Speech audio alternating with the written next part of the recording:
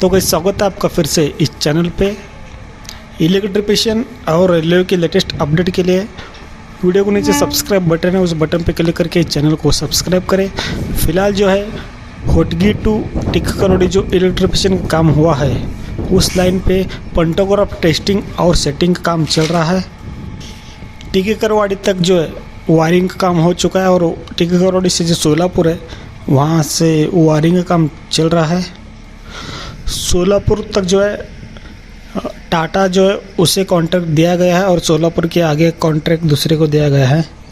तो देखिए होटगी टू टिककरवाडी का जो लाइन है उस लाइन पे पंटोग्राफ टेस्टिंग और सेटिंग काम चल रहा है। अगर चैनल पर नए हैं तो चैनल को सब्सक्राइब कीजिए। तो देखिए वीडियो।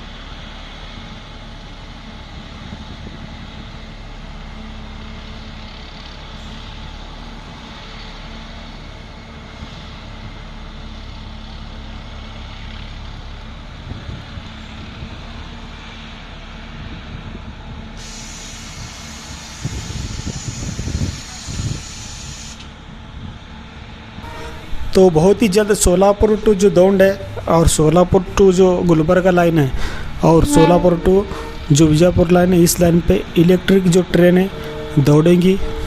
तो ऐसे ही अपडेट के लिए वीडियो को नीचे सब्सक्राइब बटन है, उस बटन पे क्लिक करके चैनल को सब्सक्राइब कीजिए। मिलते हैं ऐसे ही किसी नेक्स्ट वीडियो के साथ। धन्यवाद।